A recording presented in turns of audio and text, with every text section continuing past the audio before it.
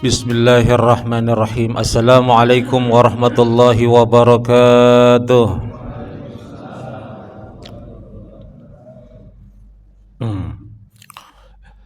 Alhamdulillahi rabbil alamin. Wabihi nasta'inu ala umurid dunya waddin. Wassalatu wassalamu ala ashrafil mursalin, imamil muttaqin wa ghiril muhajjalin, sayyidina wa maulana Muhammadin al-amin wa ala alihi wa sahbihi ajma'in. Subhanaka la ilma lana illa ma 'allamtana innaka antal alimul hakim wa tub 'alaina innaka antat tawwabur rahim. Rabbi shrah li sadri wa yassir li amri wahlul 'uqdatam min lisani yafqahu qawli. Rabbi shrah li sadri wa yassir li amri wahlul 'uqdatam min lisani yafqahu qawli. Rabbi shrah li sadri wa yassir li amri wahlul 'uqdatam min lisani yafqahu qawli. Allahumma faqihna fid din wa 'allimna ta'wil, amin.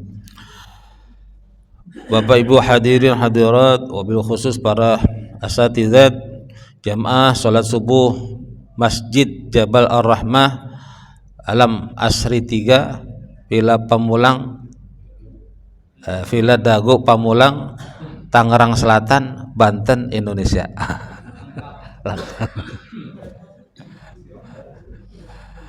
Alhamdulillah, pada pagi hari ini kita kembali diizinkan dan diberi kesempatan oleh Allah untuk bersua kembali, bertemu dalam subuh yang penuh dengan keberkahan. Di tengah-tengah tadi pagi 1:30 saya dibangun 1:30, hujan deras. Dan deras jam 3 tuh sempat reda, berhenti, turun lagi, nyambung sampai subuh. Saya udah ngomong sama istri saya mau berangkat, biasanya pas azan subuh berhenti. Bener tadi, bener, biasanya azan subuh berhenti. Alhamdulillah pada pagi hari ini walaupun tadi sudah diguyur hujan, cuaca yang dingin, udara yang dingin, tapi tetap kita diberikan kekuatan oleh Allah untuk melangkahkan kaki kita ke masjid untuk sholat berjamaah subuh. Dan seperti biasa kita melanjutkan kajian di subuh atau setiap Sabtu kedua kitab At-Tibyan fi Adabi Hamalatul Quran karya Al-Imam An-Nawawi Ad-Dimashqi. Ini adalah pertemuan terakhir sebelum kita masuk nanti bulan suci Ramadan. Kita sudah ada di bulan Sya'ban. Bulan Sya'ban ini dulu kalau di zaman Nabi sampai Nabi setelah wafat, para sahabat itu ketika bulan Sya'ban sudah nyari halaqah Quran. Jadi nyari guru-guru untuk menyetor atau mengulang hafalan-hafalan Qur'annya, mengkoreksi. Jadi nyari halaqah Pak. Jadi nggak nunggu Ramadan di bulan Sya'ban. Maka dikenal bulan Sya'ban itu bulannya Syahrul Qurra, bulannya para pengkaji Quran. Di bulan Sya'ban ini juga kita diperintahkan bahwa diperbanyak salawat atas Nabi. Ayat Quran yang Allah berfirman, innallaha wa malaikatahu yusholluna 'alan, surat apa Pak? Ya, itu diriwayatkan turunnya di bulan Sya'ban. Allah mengatakan sesungguhnya Allah dan para malaikatnya senantiasa selalu terus-menerus bersalawat atas Nabi. Yang ngaku umat Nabi, wahai orang-orang beriman, sallu alaihi wasallimu taslima, maka bersalawat dan taslimlah kepada baginda Nabi. Di bulan Sya'ban tuh. Di hadis dikuatkan oleh Nabi, man shalla alayya salatan wahidah, siapa orang yang bersalawat atasku satu salawat, sallallahu alaihi bihi asyra, Allah akan bersalawat atasnya 10 kali. Salawat Allah kepada kita bukan seperti kita bersalawat kepada Nabi, tapi maksudnya Allah merahmati, Allah memberkahi dengan pengertian yang seluas-luasnya 10 kali. Kalau Allah sudah memberkahi kita 10 kali Pak, bayangkan kalau kita bacanya 100 kali. Allah 1000 kali, kita baca 1000 kali ya. Minimal tuh kalau guru ada saya nih, kalau selain kajian nih, habis subuh zikir pada sholat, lalu zikir pagi ya, pagi petang tuh, atau maksurat. Yang mau pakai ratib hadat silakan. Udah selesai zikir tahlil la ilaha illallah 100 kali, habis itu salawat 100 kali, istighfar 100 kali, kalau belum syuruk baca Quran sampai syuruk salat. Nah, gitu Pak. Tiap pagi itu begitu. Nah, tiap pagi amalan pagi. Kalau yang kerja gimana? Sambil kerja aja Pak. Zikir la ilaha illallah. Kan nggak harus keras-keras Pak di angkot atau di kereta gitu. Itu. Bulan Sya'ban itu madza fi Sya'ban Sayyid Maliki Al-Hasani dalam kitabnya, di kitab beliau yang berjudul Madza fi Sya'ban, apa sih yang terjadi di bulan Sya'ban, di antaranya beliau mengatakan pindahnya kiblat dari Masjidil Aqsa ke Masjidil Haram itu di bulan Sya'ban. Perintah dari Allah. Kedua, apalagi di bulan Sya'ban, di bulan Sya'ban itu diangkatnya atau dilaporkannya amalan kita setiap tahun sekali. Kalau seminggu sekali di hari Kamis, Nabi pernah ditanya, kenapa engkau berpuasa di hari Senin dan Kamis?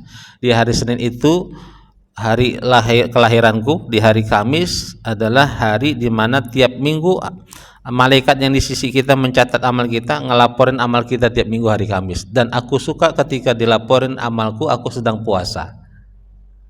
Nah, di bulan Sya'ban ini bulannya laporan malaikat setahun sekali. Nah, maka boleh juga amalannya itu selain baca Quran, salawat, puasa. Senin Kamis, Ayamul Bid yang pertengahan hari, pertengahan bulan, yang sudah biasa puasa Daud juga bau Daud, tapi yang nggak biasa puasa nanti pas nisfu Sya'ban dimakruhkan puasa. Kalau udah nisfu Sya'ban, udah pertengahan Sya'ban. Kecuali bagi orang-orang yang udah terbiasa Senin Kamis atau puasa Daud. Nah, itu bisa terus sampai akhir Sya'ban. Supaya hikmahnya kata ulama, nanti dia nggak kecapean, kelelahan. Ibaratnya kayak orang mau pergi haji, hajinya belum dia udah umroh aja, tawaf, pas itu hajinya yang wajib dia capean gitu Pak. Ya, itu banyak orang Indonesia begitu. Sampai di Saudi, Masjidil Haram, masih berapa hari lagi ya? Karena dia kloter awal, hajinya masih berapa hari, dia tawaf, dia umroh ke sana kemarin. Begitu hajinya capek. Khawatirnya begitu di puasa. Kalau yang nggak biasa puasa di bulan Sya'ban tahu-tahu banyak puasa, di Ramadan justru yang wajib nanti udah kecapean atau kelelahan. Demikian muqaddimah atau pengantar kajian kita di subuh pagi hari. Kita melanjutkan kajian ini sudah di ujung subbab atau bab kelima. Ini subbab terakhir di bab kelima kitab At-Tibyan. Mari kita baca surah Al-Fatihah. Untuk wabil khusus kita sampaikan atau kita aturkan kepada untuk ruh Imam Nawawi Dimashqi, mudah-mudahan Allah meninggikan derajatnya, Allah sayangi beliau, dan kita termasuk dianggap sebagai murid-murid beliau yang akan bersama beliau dalam surganya Allah. Juga Al-Fatihah ini untuk kedua orang tua kita, wabil khusus kedua orang mertua kita, terus guru-guru kita yang mungkin sudah kita lupa nama-namanya, guru-guru dari SD, TK yang mengajarkan kita baca tulis dan seterusnya, orang-orang yang berjasa dalam hidup kita semuanya, agar Allah lapangkan rezekinya, Allah ampuni dosa-dosanya, Allah maafkan segala khilafnya, Allah tinggikan derajatnya semuanya. Kalau mereka masih ada, Allah dalam keadaan sakit, Allah angkat segala penyakit-penyakit, Allah sehatkan dalam iman, Islam dan takwa kepada Allah. Ala hadhihi niyyah wa ala kulli niyatin salih wa ila hadratin Nabi Mustafa Rasulullah sallallahu alaihi wasallam. Al-Fatihah. A'udzu billahi minasyaitonir rajim. Bismillahirrahmanirrahim. Alhamdulillahi rabbil alamin. Arrahmanir rahim. Maliki yaumiddin. Iyyaka na'budu wa iyyaka nasta'in. Ihdinas siratal mustaqim. Siratal ladzina an'amta 'alaihim ghairil maghdubi 'alaihim waladdallin. Amin. Bismillahirrahmanirrahim. Yang megang bukunya halaman 60. Faslun subbab fil amr bi ta'ahudil Quran wa tahdhir min ta'ridihi lin nisyan. Bab tentang perintah menjaga hafalan Quran wa tahdzir dan peringatan min ta'ridihi lin nisyan, menghindari lupa. Jadi ada subbabnya nih tentang menjaga hafalan. Sabata an Abi Musa al-Asy'ari radhiyallahu anhu anin Nabi sallallahu alaihi wasallam qala, telah tetapkan atau telah diriwayatkan dari Abi Musa al-Asy'ari, beliau salah satu sahabat Nabi yang ahli Quran, dari baginda Nabi sallallahu alaihi wasallam, beliau bersabda, ta'ahadu hadzal Quran, jagalah kalian hafalan Quran. Fa walladzi nafsu Muhammadin biyadihi, sungguh demi nyawa Muhammad yang ada dalam genggamannya, demi nyawa Muhammad yang dalam kekuasaannya, la huwa asyaddu tafallutan minal ibli fi uqliha, sungguh hafalan Quran itu sangat lebih mudah hilang, lepas, talafutan, minal ibli fi uqliha, dibandingkan ikatan onta yang udah diikat. Onta yang sudah diikat itu.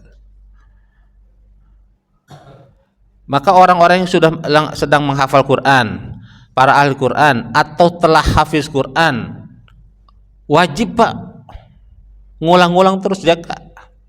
Maka orang yang hafal Quran tuh nggak ada kata libur Pak murojaah, nggak ada kata libur.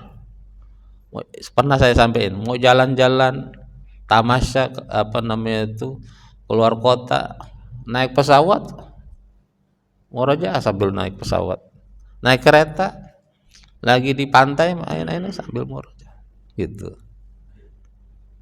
Tapi tetap di tempat-tempat yang memungkinkan. Jadi nggak ada kata libur buat ahli Quran menghafal Quran untuk murojaah, karena sekali aja, 2 kali libur Pak bisa hilang. Saya pernah cerita itu tentang kasus anak saya itu dulu. Jadi emang orang tua, guru yang punya murid penghafal Quran harus tega Pak. Dulu saya sempat nggak tega gitu. Ya, anak saya itu liburan pas lebaran nginap di orang tua, nginap di saudara. Akhirnya minta berapa hari nggak murojaah dulu karena saking enaknya main. Pulang Pak, cek 3 juz hilang. Berantakan Pak, karena kan di Quran itu ada ayat-ayat yang mirip. Kalau nggak fokus, nggak murojaah, bisa kemana-mana. Tadinya kita baca surat A, tahu-tahu surat kemana-mana, ngelantur. Jadi murojaah yang sudah hafal 30 setiap hari itu Pak, minimal sekali itu berarti kalau 5 kali sholat dibagi 30 dibagi 5 berarti habis setiap sholat fardu 6 juz. 6 juz. Ya kalau yang biasa ini, kalau di pesantren Quran tuh namanya ada tasmi Pak, sekali duduk per 5 juz. Jadi sudah hafal murojaah per 5 juz. Udah biasa itu. Jadi 1 jam ya. Jadi 1 jam setengah, 1 jam. Jadi enggak, kalau yang belum hafal atau enggak biasa mungkin lama itu. Waduh, 5 juz sekali itu, 1 juz aja kita semutan gitu. Tapi nanti jadi harus ada waktu. Dan yang belum hafal atau lagi hafal mau ngafal Quran harus komitmen sama waktu Pak. Kemarin saya ngisi di Depok itu tanya jawab juga, ada yang tanya jawab pengurusnya. Kalau ngafal Quran pertama harus komitmen sama waktu. Kalau saya enggak ngatur waktu, terserah. Karena masing-masing orang beda Pak ininya. Waktu dia nyamannya. Ada yang habis subuh ya, ada yang siang sore. Anak saya yang kecil nih, yang perempuan lagi kalau ngafal juga, dia justru malah senangnya malam. Habis Isya Pak. Habis Isya itu ngafal kalau udah setor 1 halaman bisa Pak. Cepet. Jadi kalau pagi dia nggak bisa. Kalau pagi paling waktunya murojaah yang udah hafal. Tapi kalau ziyadah itu tambah hafalan malam, dia sukanya malah habis Isya gitu. Cepet Pak, setengah jam, 1 jam gitu. 1 halaman gitu. Jadi orang itu harus ada komitmen. Kita mau ngapal apa? Enaknya apa? Kapan gitu. Ada yang habis tahajud, kalau memang biasa tahajud tiap hari, habis tahajud lagi hening gitu. Ini pentingnya menjaga hafalan kalau yang sudah hafal. Jangan yang sudah hafal, sayang sekali. Nangis Pak kita. Yang kita udah ibarat kita punya binatang, kita udah ikat lepas. Bisa nangis, bisa sedih. Hadis kedua, wa an Ibni Umar radhiyallahu anhuma anna Rasulullah sallallahu alaihi wasallam qala, dari Ibnu Umar radhiyallahu anhuma, Ibnu Umarnya sahabat Nabi, Umarnya sahabat Nabi, jadi radhiyallahu anhuma, bahwasanya Rasulullah sallallahu alaihi wasallam bersabda, innama mathalu sahibil Quran, sesungguhnya perumpamaan orang-orang yang menjadi sahabat Quran, kamatsalil ibilil muakkilah, muakkil bukan muakkilah, muakkalah, kamatsalil ibilil muakkalah, sama perumpamaan seperti onta yang sudah diikat, in ahada 'alaiha amsakaha, kalau dia jaga itu onta walaupun diikat, maka dia akan bisa mengendalikan atau ngarahin. Wa in atlaqaha dhahabat, kalau dia lepas, atlak itu tolak, talak, cerai. Kalau di nikahan cerai, dilepas, bahasa apa aslinya artinya dilepas. Wa in atlaqaha dhahabat, kalau dia lepas atau ya terlepas, kalau kabur dia lari, pergi itu onta. Hafalan juga begitu, mengikat hafalan caranya gimana? Yang udah hafal diulang-ulang muraja. Maka banyak buku Pak, atau daurah-daurah pelatihan bagaimana cara menghafal bagus, ujung-ujungnya salah satu yang terpenting pasti diulang-ulang cara menghafal. Nah, itu juga yang diajarkan malaikat Jibril kepada Nabi ketika Nabi Iqra ma ana biqari, lalu Jibril mengulang-ulang ayatnya, lalu Nabi ikutin. Itu sekarang jadi metode, diulang-ulang terus. Jadi kalau cara ngafal itu misalnya surat apa, satu surat ada 12 ayat, 19 ayat, jangan langsung baca 19 ayat ya Pak. Jadi satu dulu, satu sudah mungkin nih, mungkin tuh udah benar-benar hafal Pak. Bapak udah makan minum, Bapak baca masih ingat, udah makan ngobrol sama istri, Bapak baca lagi ingat, itu mungkin tuh ya. Baru ganti ayat kedua. Itu. Nah itu masing-masing orang mungkin itu bisa cepat. Tapi kalau yang baru belajar jangan coba-coba langsung banyak ya, berat. Satu-satu dulu. Mungkin dia nanti 1 jam 2 jam dihafal 10 ayat bisa, besoknya ngetes lagi lupa Pak gitu. Itu nanti. Maka itu ada yang orang hafal tuh bukan hanya ayatnya Pak. Kalau kanan kirinya udah biasa ini, karena udah orang yang pegang Quran kan pasti tiap hari baca ini. Jadi di mana letaknya dia, di sebelah kanan atau kiri udah pasti Pak. Jadi orang yang hafal Quran tuh kayak udah ada di depan Pak. Dia sebelah kanan, sebelah kiri, di atas apa di bawah, di tengah-tengah kanan apa di tengah kiri, udah tahu gitu. Gitu, udah tahu. Jadi bukan Ustadz Hadi Hidayat aja gitu tahu. Semuanya pasti kebayang tuh Pak. Nah, yang unik tuh ada Pak yang nomor suratnya dan bisa baca dari bawah ke atas. Nah, itu dulu guru saya ada yang begitu Pak. Waduh luar biasa. Itu unik tuh. Jadi dia baca dari ayat terakhir sampai ke ayat awal. Dari awal ke akhir, dari awal akhir ke awal gitu. Dibalik.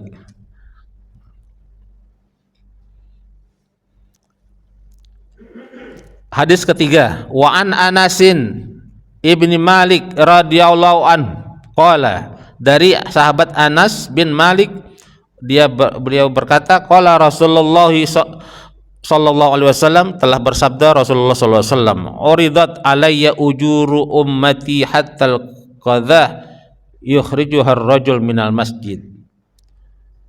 Telah dibentangkan, telah diperlihatkan, telah ditunjukin kepadaku, kata Nabi, ujur itu ajar itu apa? Pahala, balasan, upah umatku atas segala ibadah-ibadahnya, hatta al-qadha yukhrijuhar rajul minal masjid, sampai yang terkecil Pak, ada orang yang cuma ngeluarin debu dari masjid aja tuh. Nabi udah dikasih tahu pahalanya umatnya itu. Jadi qadha itu debu.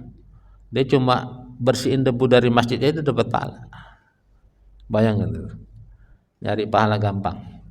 Wa uridat alayya dzunubu ummati, dan begitu pula aku telah diperlihatkan, ditunjukin kepadaku dosa-dosa umatku. Falam ara dzanban, dan aku tidak melihat dosa-dosa a'zama min suratin minal Qur'an, yang lebih dahsyat, yang lebih besar dosa min suratul Qur'an au ayah utiha rajulun thumma nasiyaha, adalah dari dosa orang yang sudah dianugerahi satu surat atau satu ayat dalam hafalannya tapi lalu dia lupa. Itu bagi orang yang ini udah kayak dosa Pak. Jadi sesuatu yang tadinya sunnah, tadinya enggak ada hukum, biasa aja, tapi ketika dia sudah melekat sama diri orang-orang itu bisa jadi maksiat Pak. Bagi kita mungkin lupa enggak maksiat ya, zikir qiyamul lail enggak maksiat, tapi bagi orang yang udah terbiasa dengan qiyamul lail lalu satu malam dia kelupaan, ketiduran sampai subuh, maksiat, bagi dia dirinya maksiat. Maka Imam Ghazali sampai pernah satu malam nggak bangun, paginya dia dengan nangis gitu. Kalau yang udah nggak biasa kan biasa aja Pak. Tahunan kita nggak qiyamul lail biasa aja gitu. Begitu orang yang udah biasa dengan Quran Pak. Maka kemarin di Palestina tuh keajaiban yang kita sering lihat, banyak anak-anak yang dia reruntuhan dari rumahnya yang dicari bukan baju, sepatunya, tasnya, Qur'annya. Ya kan banyak yang gitu. Saking sayangnya sama Quran. Allahu Akbar. Ada yang sudah berdarah-darah kepalanya tapi itu tetap murojaah hafalannya. Allahu Akbar. Sampai begitu. Jadi kalau ada banyak pertanyaan apa yang mereka menguatkan mereka selain akidah itu yang kuat ya Qur'annya itu. Kemarin saya katakan Quran itu adalah satu-satunya mukjizat Nabi yang masih ada di tengah-tengah kita hingga sekarang. Maka siapapun yang bersentuhan dengan mukjizat Nabi, maka saksikanlah orang itu akan banyak keajaiban-ajaiban. Itu Pak. Quran ini satu-satunya mukjizat Nabi yang sampai sekarang masih ada. Faslun atau sebab masih ada satu hadis. Wa an Sa'id bin Ubadah radhiyallahu anhu anin Nabi sallallahu alaihi wasallam qol. Dari Sa'ad bin Ubadah radhiyallahu anhu anin Nabi, dari Nabi sallallahu alaihi wasallam bahwasanya baginda Nabi bersabda, man qara'al Qur'an, siapa orang yang telah baca Quran summa nasiyahu, lalu dia melupakannya, laqiyallah azza wa jal yaumal qiyamati wa huwa ajzam, nanti di akhirat dia bertemu Allah dalam keadaan menyedihkan. Ada yang mengartikan ajzam itu bisa jadi berpenyakit. Ajzam itu penyakit kusta atau menyedihkan atau memalukan. Jadi orang, tapi maknanya ada ulama yang menjelaskan nasya ini maksudnya bukan hanya hafalannya yang dia lupa, dia baca Quran, dia hafal Quran tapi nggak dipraktikkan Pak isinya. Dia tahu ayatnya tapi kok dia lupakan itu gitu loh. Yang ini nggak boleh, tapi di Quran dia hafal ayatnya tapi kok yang dilakukan berbeda. Itu maknanya juga melupakan ayat Quran. Seakan-akan dulu ada kasus ketika Nabi wafat, Umar itu marah. Siapa yang mengatakan Nabi Muhammad wafat, aku penggal lehernya. Ayo hadapi Umar, jangan bikin berita hoax.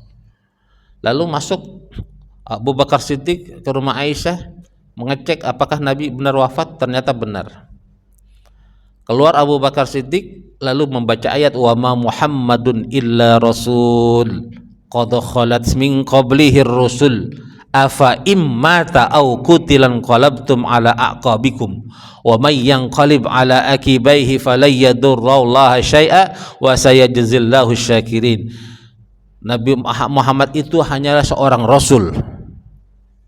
Telah berlalu rasul-rasul Allah sebelum Nabi Muhammad. Afa imata, apakah ketika Nabi Muhammad wafat, au kutila, dia terbunuh dalam medan perang, in qalabtum ala aqabikum, kalian akan berbalik kepada agama kalian lagi yang dulu. Wa may yanqalib ala akibai, siapa yang melakukan itu berbalik lagi dengan akidah yang dulu lagi,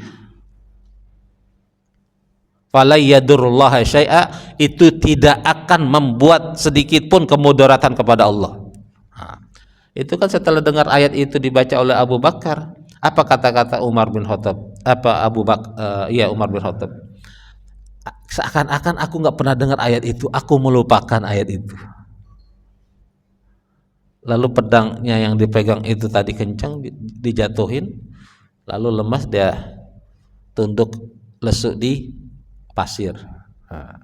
Ketika Abu Bakar baca itu, dia mengatakan seakan-akan aku nggak pernah dengar ayat itu, aku melupakan ayat itu. Subbab selanjutnya, faslun fi man nama an wirdihi. Subbab orang-orang yang tidur meninggalkan wiridnya, Pak, wirid Qur'annya. An Umar bin Al-Khattab radhiyallahu anhu qala Rasulullah sallallahu alaihi wasallam, dari Umar bin Khattab radhiyallahu anhu, beliau berkatakan bahwa Rasulullah telah bersabda, man nama an hizbihi minal lail, siapa orang yang tidur lalu meninggalkan wirid dan zikir Qur'annya. Hizb itu dimaksud minal lail ini maksudnya hizb Qur'an. Ini saya megang Qur'an, tadi saya ngambil dari sana, saya pengen kasih lihat. Setiap Qur'an itu, Pak, ada hizbnya nih di sini. Cuman kan kita karena di tulisan bahasa Arab nggak tahu itu ini apa sih, cuma hiasan doang. Itu ada al-hizb, setiap surat dibagi al-hizb.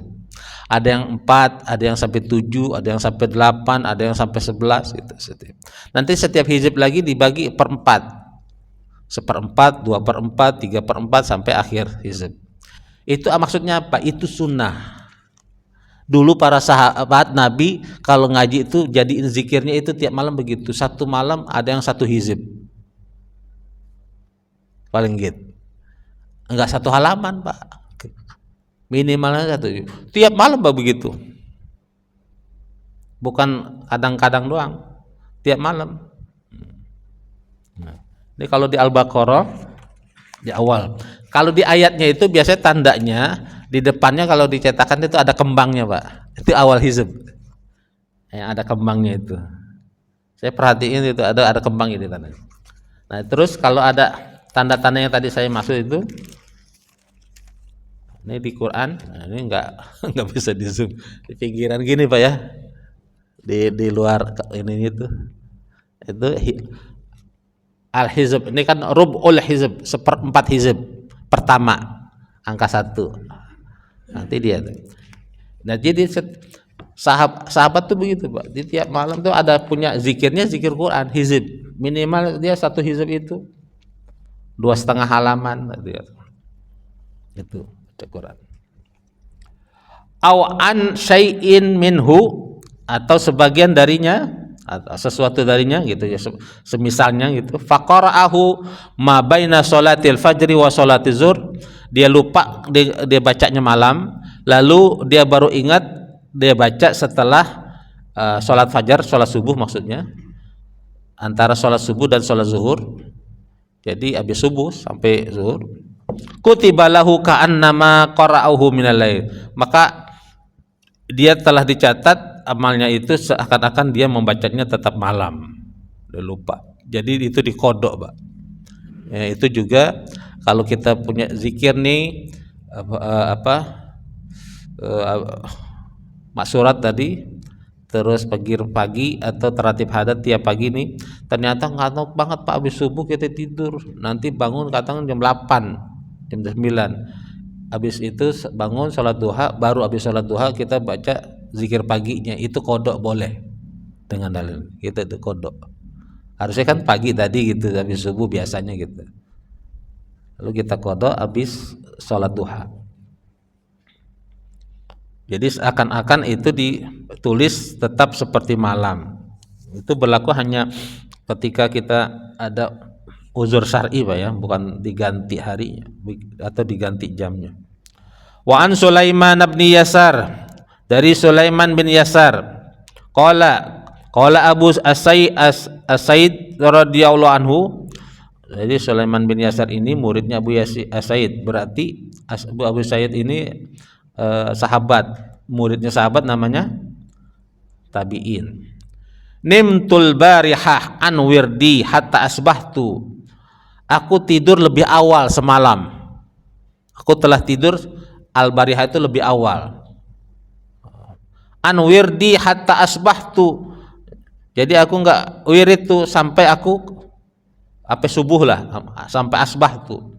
Falam asbahtu istarja'tu. Maka setelah aku sholat subuh, udah subuh nih, aku baru baca. Wa kana wirdi surat al-Baqarah. Bukan baca. Habis subuh dia tidur lagi ya. Istarja'tu itu kembali, berarti dia tidur lagi, kembali tidur.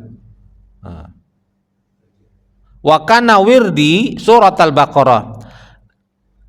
Wiridnya aku itu adalah surat Baqarah, tiap hari Pak dibaca surat al-Baqarah, wirid dia. Lalu di tidurnya itu dia ketiduran lagi, fara'aitu fil manam, aku melihat dalam mimpiku, ka'anna Baqarah tanhuni itu nyeruduk nanduk. Dia ngelihat di mimpi dia itu Baqarahnya nanduk Pak. Baqarah kan sapi. Dia wiritannya kan surat al-Baqarah sapi. Yang ngeri kalau yang wiritannya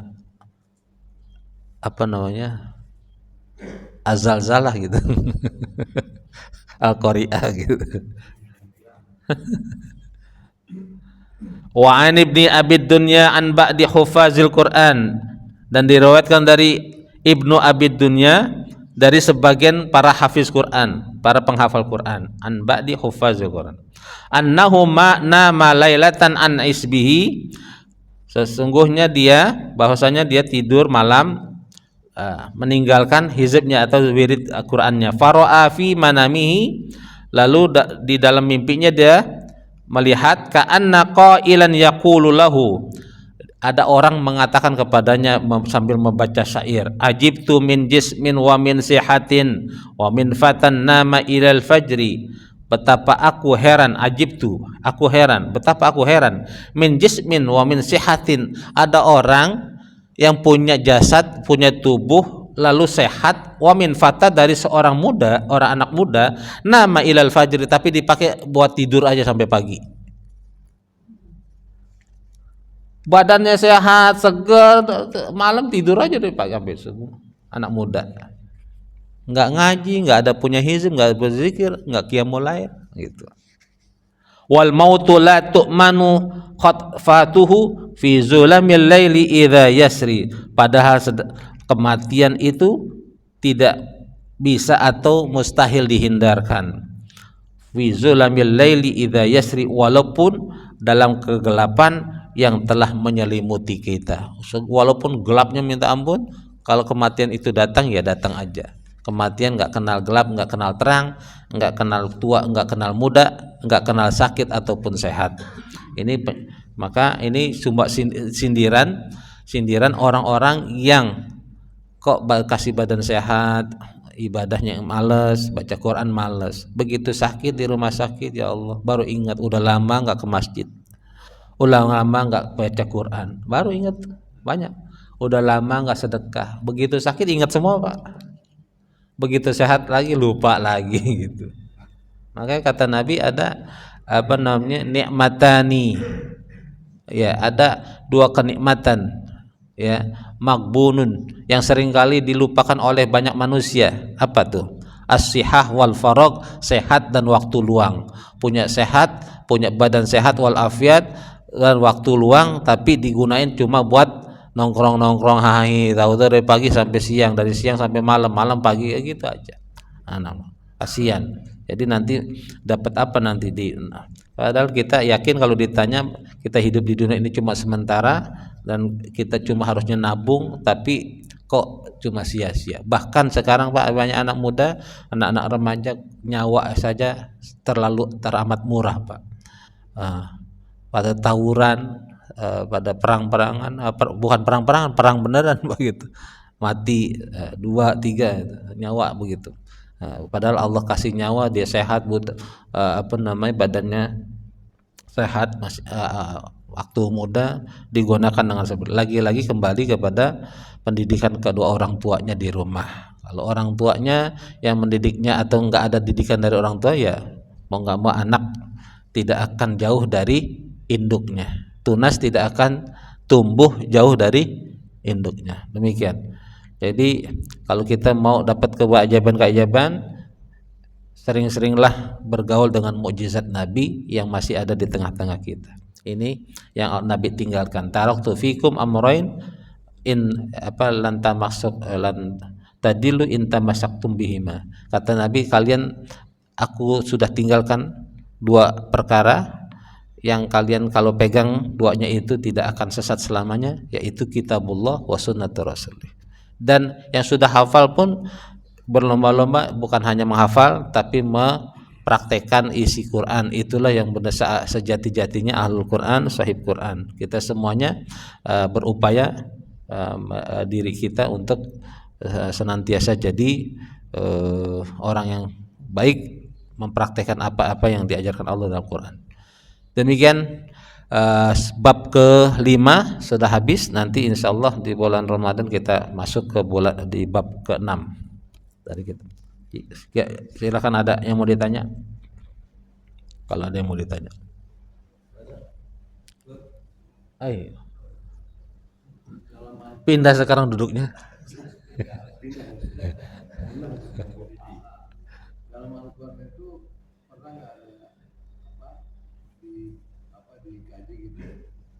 Berapa persen itu tentang sejarah, berapa persen itu tentang perintah olahraga, atau yang lain-lainnya. Iya. Karena kan banyak kayak orang bilang sekarang sejarah itu berhubungan zaman Fir'aun, dan Fir'aunnya juga ada sekarang juga. Itu sejarah, berulang. Dan di Al-Quran itu ada pernah dibagi-bagi gitu. Pernah ada. Dan itu di Ulumul Quran itu dibahas. Jadi isi Quran itu sejarah berapa persen, akidah berapa persen gitu. Gitu. Jadi memang Quran itu kan Allah turun syahrul Ramadan alladzi unzila fihil Quran hudal linnas wa bayyinatin minal huda wal furqan. Allah turunkan sebagai buku petunjuk. Petunjuk itu nanti Allah metodenya ada yang Allah perintahkan, Allah bimbing langsung, ada yang Allah cerita sama orang masa lalu. Dulu pernah terjadi begini-begini, maksudnya supaya kita enggak mengikuti seperti itu. Atau ada yang Allah cerita tentang orang yang baik-baik di masa dulu, maksudnya supaya kita tiru orang itu begitu. Ya, lalu berapa persennya ada kitabnya, bahkan ada kitabnya, tapi saya lupa itu hasilnya itu. Jadi berapa persen. Tapi walaupun ada isi sejarah dalam Quran, Al-Quran tetap bukan buku sejarah. Kalau buku sejarah makanya nggak ada tanggal-tanggalnya di Quran. Kadang Allah nggak nyebutin namanya Pak. Misalnya ada siapa orang yang, padahal ada orangnya yang terjadi misalnya, tapi Allah nggak sebut namanya. Tapi memang ada yang Allah langsung sebut, misalnya Maryam, terus istri Fir'aun, tapi istri Fir'aun nggak disebut, wamro'ata Fir'aun. Di Quran itu kan Allah sebut wamro'ata Fir'aun, istrinya Fir'aun, tapi nggak disebut namanya. Tapi giliran Maryam langsung disebut wa Maryam di surat Maryam itu, bahkan dalam Quran itu ada surat Maryam namanya, Allah sebut namanya. Jadi ada tokoh-tokoh yang memang Allah sebut namanya. Ada. Fir'aun pun sebenarnya bukan nama aslinya Pak. Nah, Fir'aun itu ada Fir'aun kayak di Indonesia itu ada Sultan Hamengkubuwono 1, 2, 3, bukan nama asli. Nah, gitu. Iya. Iya.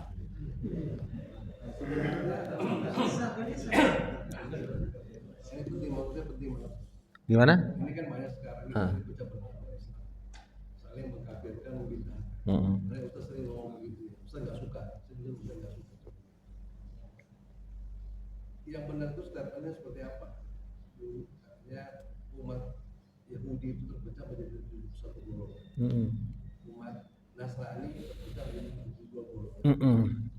Yang 73 itu apakah umat Islam atau umat Muhammad, Nabi Muhammad?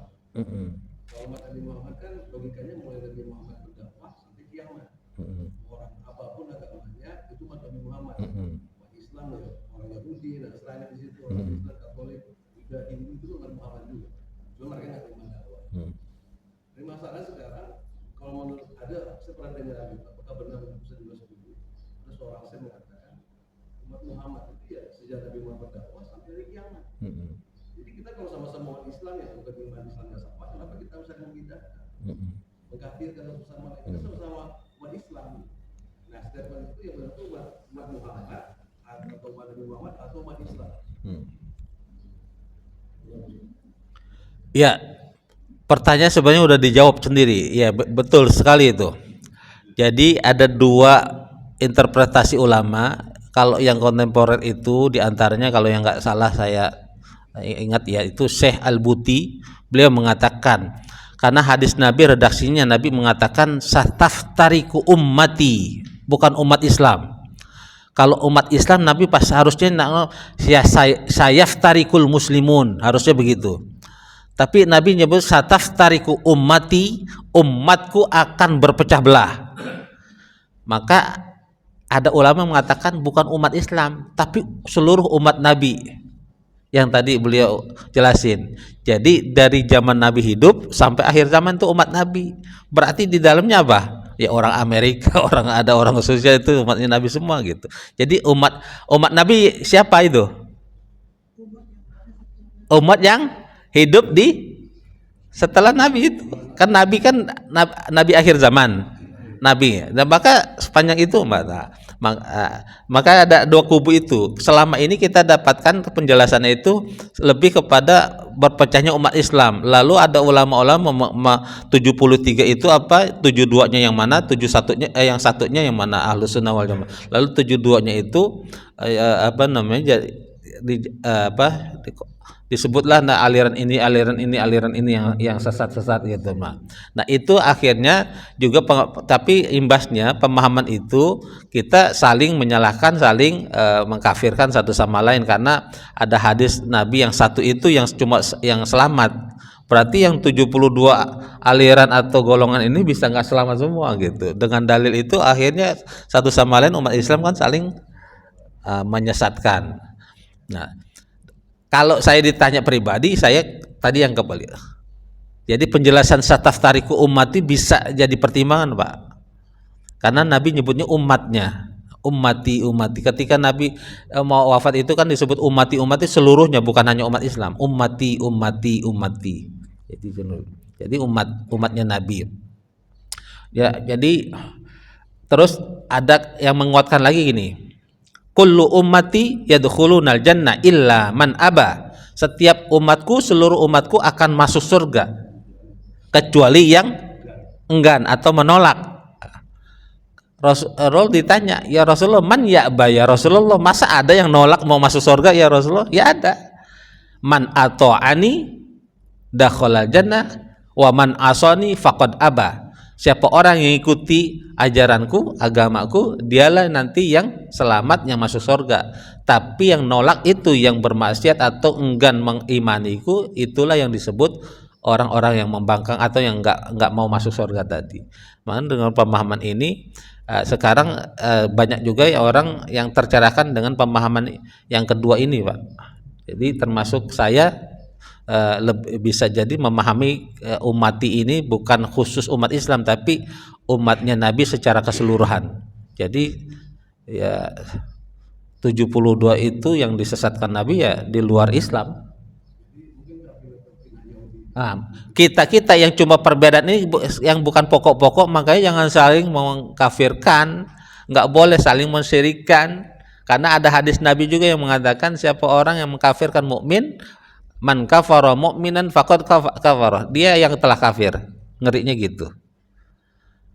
Ini yang saya bahas. Jadi sebenarnya bukan saya, seharusnya ya umat Islam semuanya begitu, Pak pemahaman, bukan saya ngajarin. kita jangankan beda guru, beda orang tua, sayangnya satu ibu satu bapak aja kan kesenangan kita sama apa beda? Beda-beda. Adik sama kakak makannya beda, padahal dibesarin di rahim ibu, lahirin dari ibu juga semua, dibesarkan sama ayah yang sama, di rumah yang sama, tapi kok bisa beda? Cara berpikirnya, cara macam-macam, kesukaan pakaiannya nanti. Nah itu nggak pokok. Jangan kita ribut yang nggak pokok-pokok gitu. Usoli nggak usoli ribut. Azan 2 kali apa sekali Jumat, zikirnya jahar apa enggak nih, apa sir habis sholat, gitu. Itu kan nggak pokok Pak.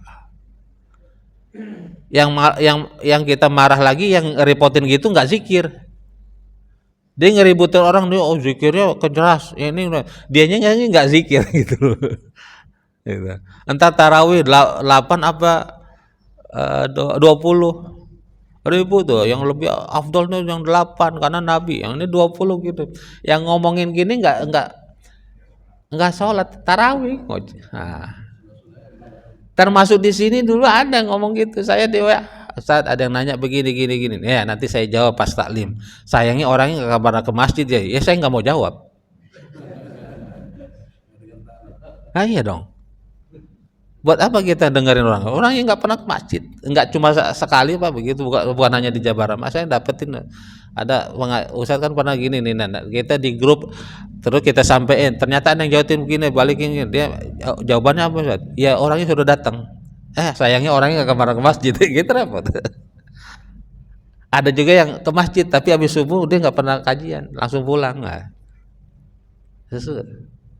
jadi yang saya pernah, air kalau sudah penuh kita tuangin apapun Pak akan tumpah. Orang kalau udah ngerasa pintar ya begitu, gitu. Ya kita, apalagi kita didoktrin lalu mau gitu. Tapi buat kita yang udah belajar, kebanyakan kebodohan orang nanti terlihat dari ucapannya. Maka saya nggak termasuk orang yang nggak suka jawab-jawabin yang seperti itu, yang viral begini, yang viral di Al-Qasar juga sering nanya, saya nggak mau jawabin. Kenapa? Saya diajarin salah satu kata hikmah guru saya, tarkul jawabi alal jahili jawabun. Kalau kita udah jelasin jelas sejelas-jelasnya orang masih ngeyel, maka jawabannya itu, meninggalkan jawaban terhadap orang bodoh adalah jawaban. Nggak usah ditimpalin. Jadi dia sebenarnya bukan nyari ilmu Pak, nyari ributnya gitu. Karena ada orang yang pengen nyari ribut tuh biar kelihatan pintar gitu. Kan tapi begini Ustaz, kelihatan pintar biar kelihatan doang Pak. Padahal mah nggak pintar. Jadi gitu. Jadi agama itu ada yang masalah, ada yang pokok, ada yang bukan pokok. Yang saya kira ada yang pokok. Kayak kita makan, ada makanan pokok, ada yang nggak pokok. Agama ada hal yang pokok, ada yang tidak pokok. Sholat, pokok sholat subuhnya itu 2 rakaat Pak. Udah masuk azan subuh, ya. Ibu kalau sholat subuh jam 2 belum masuk, nggak bisa, nggak sah. Bapak mau sholat tapi nggak wudu, nggak boleh, karena syaratnya wudu. Innallaha la yaqbalu sholata ahadikum hatta yatawadda, kata Nabi di surah Al-Maidah ayat 6 juga begitu, idza qumtum ila shalah faghsilu, dan seterusnya. Harus syaratnya wudu, itu pokok. Tapi apakah pokok wudunya di rambut ini cuma segini, begini? Itu ikhtilaf Bu, dalilnya ada semua. Sholat apakah? Nah, ini nggak bisa dibawa-bawa mic-nya. Kemarin Isra Mi'raj saya jelasin juga Pak. Sholat Allahu Akbar, kita baru begini aja Pak udah pikir semua nih Pak. Ini sampai sini, sampai sini. Dua-duanya ada Pak. Yang nggak ada begini. Jadi kalau dua-duanya dalilnya ada, teman kita begini, benar nggak? Benar. Begitu udah angkat, naroknya Pak, ini kemana nih? Sini. Nah, apa begini aja? Yang nggak ada begini Pak. Saya udah cari juga Pak, dalilnya mana nggak ada. Bahkan ada yang Allah Akbar pakai diputar gitu, saya pernah lihat tuh. Ini mazhab apa lagi nih gitu. Nggak ada tuh Pak. Ah, pernah juga lihat Bapak. Yang begini ada, di sini ada, begini ada. Ini seperti itidal, jadi dia nggak sedekap. Udah sedekap, bacanya pun kita masih ribut. Ada teman Allahu Akbar kabiro, itu lebih sahih Allahumma ba'id ini. Ya Allahumma ba'id apaan guru aneh baca ya Allah. Masih ribut. Padahal saya sabik ada 8 meriwayatkan ada 8 bacaan iftitah Nabi. Jadi 8-8-nya boleh dipraktekin. Terserah kita. Jadi jangan ngerasa paling sunnah, paling benar. Nah, entar sujud lagi. Ada kemarin ada Ustaz, itu yang benar. Kita turun dengkul dulu, lutut, apa tangan dulu? Dua-duanya ada Pak. Yang nggak ada jidat duluan. Coba praktekin kalau bisa.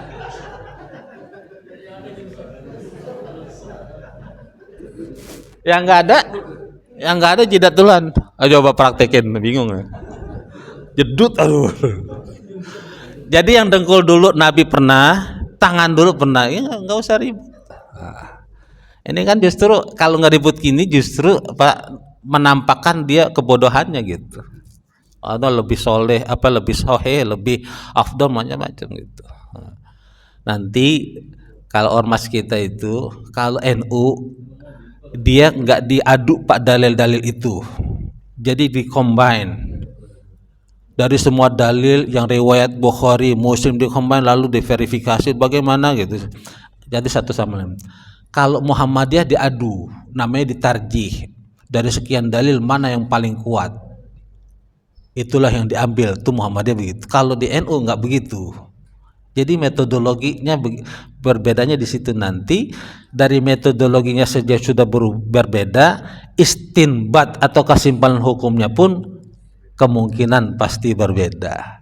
Kalau NU dari hadis-hadis yang begitu, bahkan mungkin yang doif pun jadi pertimbangan nanti, berarti konklusinya begini. Nah itu Pak. Ada yang bergerak tahiyat ada Pak, ya. Yang diam aja ada, bangunnya ada. Yang nggak ada begini Pak gitu. Dulu kan ada menteri begitu katanya. Nah, itu ngaco tuh. Mazhab Soekarno. Nah gitu, ya kan. Gitu. Ada lagi, silakan. Ada lagi, ibu-ibu? Ya, ibu-ibu ya, salat, salat sujud itu ada 7 anggota badan yang harus kena. Jidat 1, 2 tangan 3, 2 dengkul 5, 2 kaki 7. Tapi sholat kaki itu harus nyentuh Bu. Karena ada orang sholat diangkat kakinya. Nah itu nggak nyentuh berarti. Berarti nggak 7 ya? Saya pernah sholat gitu.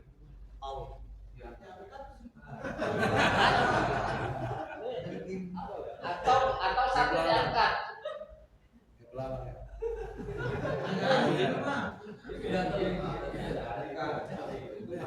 Nah kadang yang repotnya lagi orang Indonesia kebanyakan gitu. Yang aneh itu yang dianggap kayaknya itu kok begitu beda.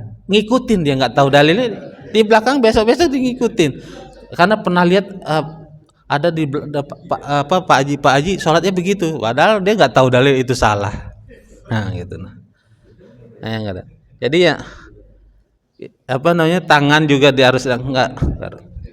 Nah ini nanti bab sholat padahal paling penting. Nah, paling penting tapi kita seringkali nggak tuntas masa sholat itu. Karena tuh bab sholat paling panjang Pak. Nanti sholat dalam keadaan musibah, dalam gempa, dalam keadaan sebenarnya itu, orang kan banyak tuh viral. Ustaz itu ada yang sholat dia mau sholat udah mau rontok tapi luar biasa imamnya masih diri. Sebenarnya salah juga Pak.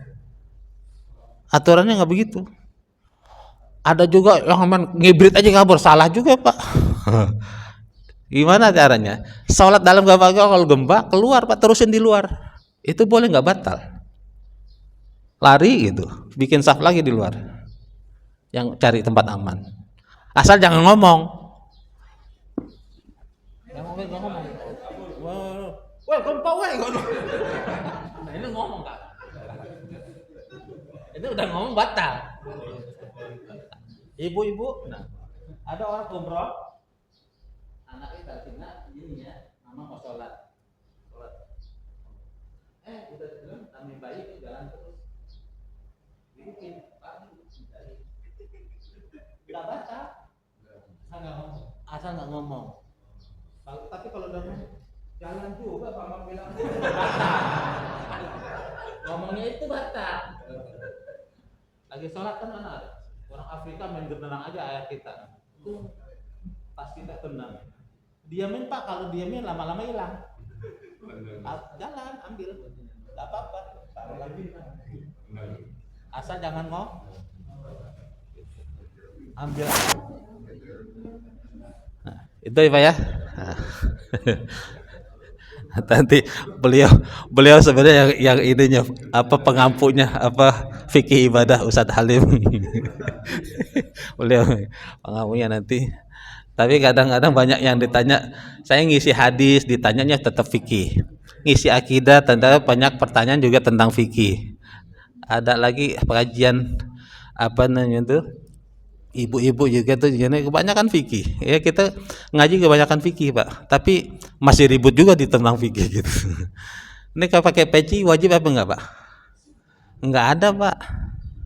Kalau di Turki enggak ada, imam-imam enggak ada yang pakai peci. Jadi enggak salah. Cuman karena Indonesia ini adatnya begini, al-adah muhakkamah.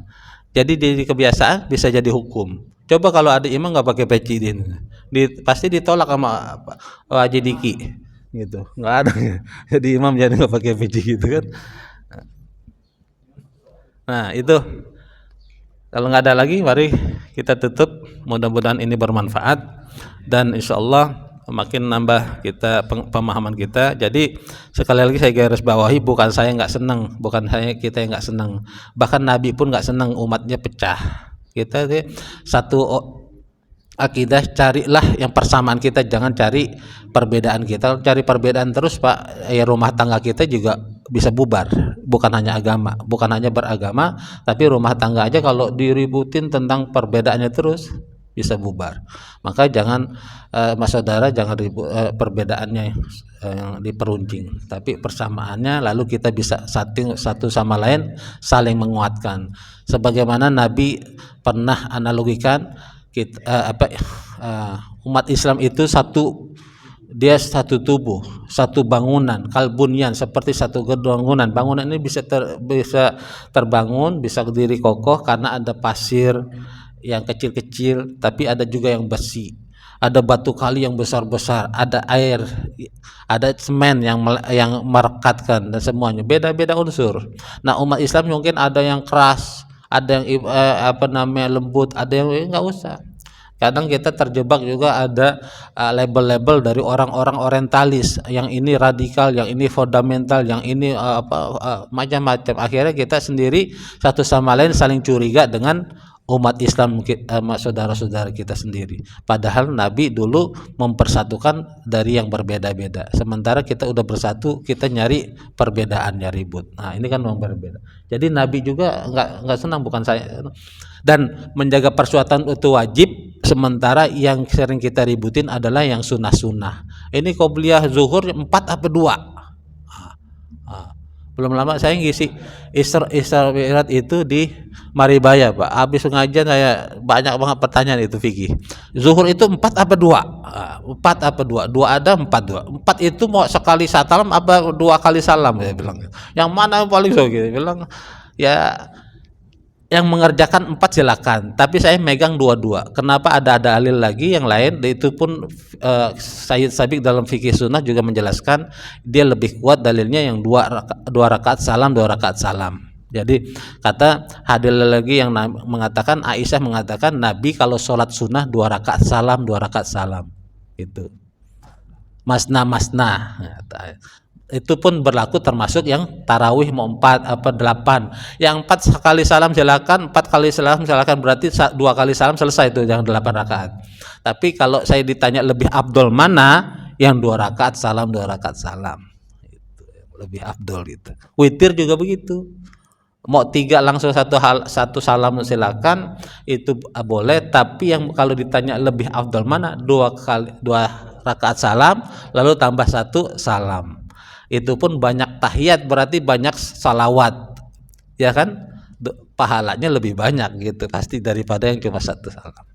Cuman kan Indonesia kadang gitu, kayak emang unik-unik di Indonesia, nyari masjid yang paling cepat. Lebaran yang paling cepat, puasa yang paling lama. Kalau NU sama Muhammadiyah puasanya tanggal 1, NU 2 nyari yang 2 aja. Tapi kalau Muhammadiyah nanti lebarannya duluan, Muhammadiyah yang lebaran. Gitu. Demikian, mari kita sama-sama berdoa, mudah-mudahan Allah anugerahkan kita jadi keluarga Quran, kita istri dan anak keturunan kita semuanya menjadi ahli Quran, paling tidak kalaupun nggak semua, ada satu keluarga satu ahli Quran, sehingga nanti dialah yang akan mengayomi seluruh isi atau anggota keluarga kita. Alhamdulillahirabbil alamin, hamdan yuafi wa yukafi mazida, ya rabbana lakal hamdu kama yanbaghi li jalalikal karim wa li azmi sultanik.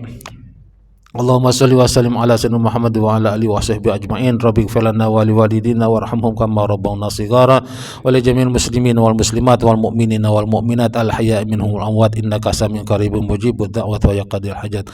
Allahumma arhamna bil Qur'an waj'alhu lana imama wa nura wa huda wa rahmah. Allahumma dzakirna minhu ma jahilna warzuqna tilawatahu ana al-lail wa atrafan nahar. Allahumma ij'alna wa auladana wa dzurriyyatina min ahli al-Qur'an wa min sahibil Qur'an wa min hamilil Qur'an. Allahumma ya rahmanir rahim, Allahumma arhamna bil Qur'an warfa'na bil Qur'an waghfir lana bil Qur'an ya Allah, warfa' darajatana bil Qur'an. Rabbana atina fid dunya hasanah wa fil akhirati hasanah wa qina adzabannar. Allahumma barik lana fi Sya'ban wa ballighna Ramadan. Allahumma barik lana fi Sya'ban wa ballighna Ramadan. Allahumma barik lana fi Sya'ban wa ballighna Ramadan. Wa sallallahu ala sayyidina Muhammadin wa ala alihi wa sahbihi wa baraka wa sallam. Subhana rabbika rabbil izzati amma yasifun wa salamun alal mursalin walhamdulillahi rabbil alamin. Kafaratul majlis, subhanakallahumma wa bihamdika asyhadu an la ilaha illa anta astaghfiruka wa atubu ilaik. Wal afu minkum, wassalamu alaikum warahmatullahi wabarakatuh.